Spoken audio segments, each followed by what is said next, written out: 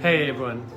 So it's been a crazy year so far. We have had a nice busy year alongside just a whole bunch of chaos. We had 2 brand new vehicles stolen from us and they were less than 10 days old, and now 4 months later I'm still waiting for insurance to sort things out so that I can buy the replacement vehicles. And then just to top everything off, I ended up falling off a ladder 2 months ago and shattered my heel bone, leaving me unable to walk without crutches for a good few months. Talk about frustrating. But in the middle of all of this, we've been doing some really nice projects, and this project in particular got me really excited. Let me take you through how we built these gardens and what the end result was. There were 2 things about this that made it so enjoyable. We had a client who was keen to try something different, something out of the ordinary, as well as the fact that this was one of the most unique projects that I've done. It's a house, a beautiful but fairly straightforward house that's built around 4 quite large atriums. I think the plural is atria, but that sounds a little bit too poncy, so I'm going to stick to atriums. And despite the fact that the house doesn't have many windows looking outwards, it has a lot of these big windows facing into these atriums, with the result that the house still feels very light and airy, but with a lot of privacy. In ancient times, houses were built around a courtyard or an atrium, and these were the main living areas for a family. Houses were built in this way mainly for security reasons, but also to keep the house cool in summer and warm in winter.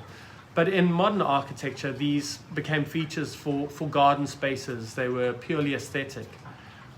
After I met the client and looked at the spaces, they sent through some photos of ideas that they liked and the kind of feel that they wanted to go for. The clients are a very busy family with hectic jobs, and they wanted a place that they could come home to that would give them a feeling of peace and rest. They had one stipulation that they would ideally want to limit the amount of flowers as much as possible because of their allergies to pollen, etc. The way I generally work is to take the client's ideas and my impressions from the space, and then sit with a blank piece of paper and just try and come up with something that speaks to both of these at the same time. Sometimes I look through books and even images online to try and spark something different in my mind. Then I'll just sit down and just begin sketching. The process with back and forth between the client and myself took probably about 2 weeks as I developed and refined the ideas.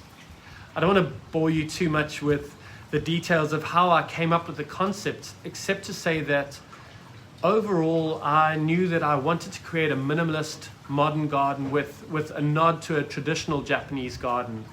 For me, the Japanese garden is the epitome of tranquility when it comes to gardens.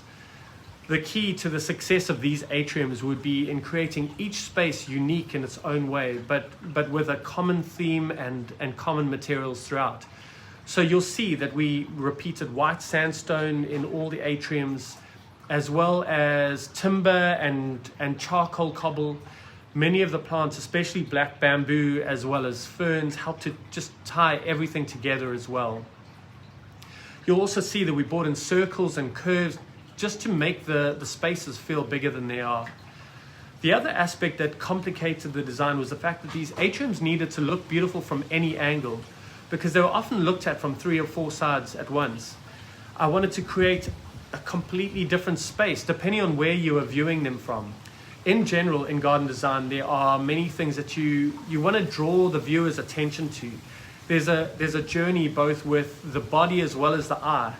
And because these atriums are quite small, the main consideration was in creating focal points within the space rather than leading the eye outwards. The first 2 atriums would be experienced as you walk into the house. They would be your first impression. And the first would be the most prominent and would have to have an immediate wow factor. And because of this, this took the longest to actually finalize. But because these 2 atriums are right next to each other, they needed to also speak to each other. And in fact, you'd be able to see the one through the other. So I decided to use this idea in the concepts for these 2 areas, borrowing design elements from one to repeat in the other. Again, the 3rd and the 4th atriums were very much connected to each other on either side of the passage, but they needed to be seen as their own spaces too. After the sketches, I developed the ideas further on Sketchup, and this has the advantage of being able to give the client three-dimensional renders of the space so that they can visualize the end result better, and as well as streamlining the costing and the implementing stages. And actually, having these detailed drawings on hand proved invaluable when, as we began, I was in the hospital with a broken foot, and a good friend of mine was actually able to step into the gap to oversee the start of the project, because I could easily share accurate drawings of what everything needed to look like. I tend to be a little idealistic in the beginning when I design. I'm generally very practical, but I don't like to wear the critical hat too early on in the process. Otherwise, you end up losing out on possibilities. So I have a picture in my mind of what I'd like to create, and I only think about how complicated it'll be afterwards. And that was definitely the case this time around too. It meant for quite a few sleepless nights thinking through how to do things. The first thing we did was clear the site, taking out plants and trees as well as rubble, including old paving and an old, very solid water feature. Then we started building the water feature and the cobblestone edging, followed soon after that with timber wall cladding. Next, we started prepping Atrium 3 and 4 by leveling, laying a compacted base where our paving and our concrete would be going on, and then laying foundations for the circular bench that would come in later. In Atrium 4, the circle bench atrium, it's composed of a series of circles offset from each other. So we needed to accurately find the center of each circle because that's what all our measurements would be based on. We used 2 of those centers to create our circles of cobblestone paving, and then started to build our formwork for the concrete. And I have to admit that the formwork was stressing me out because of how exact it needed to be. And because of all the little details that needed to go into it, like on these curves, we needed a way to soften these corners. So we ended up using strips of steel to create the curves. We also laid our natural stone pathway, which the formwork needed to follow as well. All the concrete was reinforced to make sure that there'd be no cracking down the line. And the concrete also needed to be just rough enough to make sure that no one would slip when it was wet. Once the concrete was poured, we needed to leave it to fully harden over the next 10 days while we completed the rest of the atriums. Once we pulled off the formwork, we could bring in our topsoil and begin planting. This atrium would be the most minimalist of all. The focal point would be the circle bench in the middle with a Dombea rotundifolia growing out of the hill in the middle. I wanted the bench to appear to be floating, so we angled the legs backwards so that you wouldn't see them.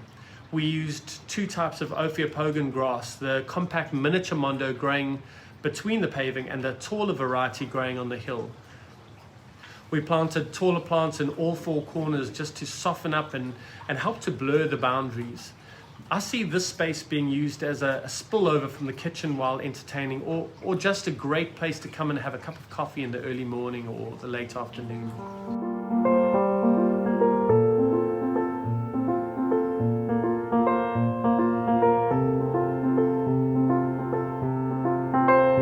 Atrium 3, the Zen Garden Atrium, was next. This was the closest to a traditional Japanese garden.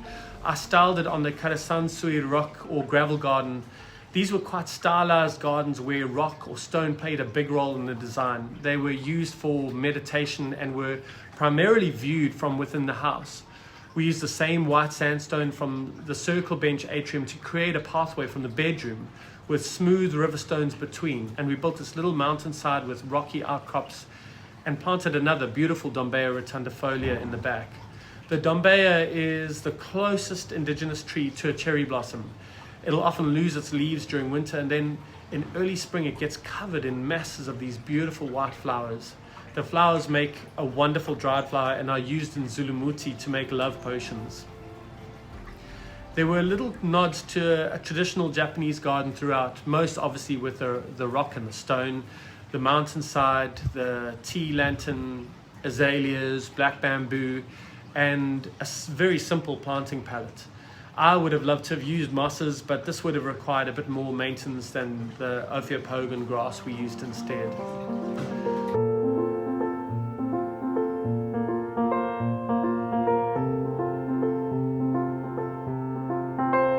The concept for Atrium 2, the sculpture Atrium, was designed around these deconstructed circles, which I drew the inspiration from anamorphic or optical art. With anamorphic art, sculptures look very different from different angles, but from one viewpoint, you kind of unlock their true shape. And so often I think in life we all have the same information and we think we see things rightly, but it often just comes down to perspective. And that's what this idea kind of makes me think of. I sketched a few different versions, but settled on these simple but bold, for such a small space, fragmented circles. These would help direct the attention and frame a symbolic feature on the back wall. And because these spaces were meant to help bring peace and enable meditation, I wanted to use something out of the ordinary that was beautiful but had symbolic meaning. In Japanese symbolism, the Enso circle represents strength, and it's usually drawn in a freehand single movement, in a kind of meditative practice that expresses the moment when your mind is free to let the body create. And it can either be closed or open, and when it's left open, as in this case, it represents the idea of beauty in imperfection.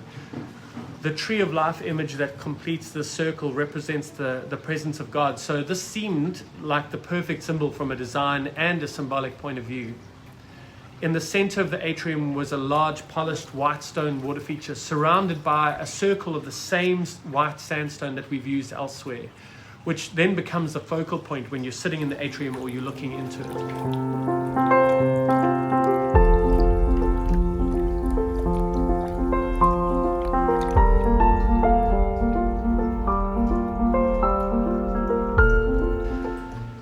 Atrium 1, the Waterfall Atrium, has this organic pond filling the space with black bamboo and ferns and river boulders. But the real wow factor comes from the waterfall that seems to kind of fall out of the sky and brings movement and energy.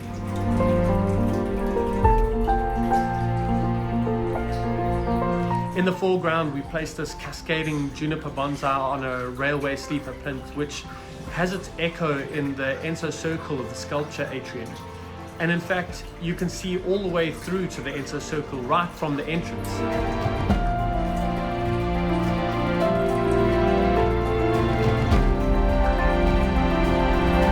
In all of these atriums, we have included a place to sit so that you can fully appreciate the space and interact with the space, maybe even dip your toes in the water. So often, I think it's the challenges that we are faced with that really bring about the real life and joy, and that's exactly what's happened here. I do think these spaces are some of the best that I've created, and it was the constraints that prepared the fertile seedbed for these beautiful spaces. Thanks for sticking with me through this slightly longer video. Let me know in the comments what you thought of the spaces, which one was your favorite, what you liked, what you didn't like, or if you have any questions about the design or the materials that we've used. Feel free to like and subscribe. Otherwise, happy gardening.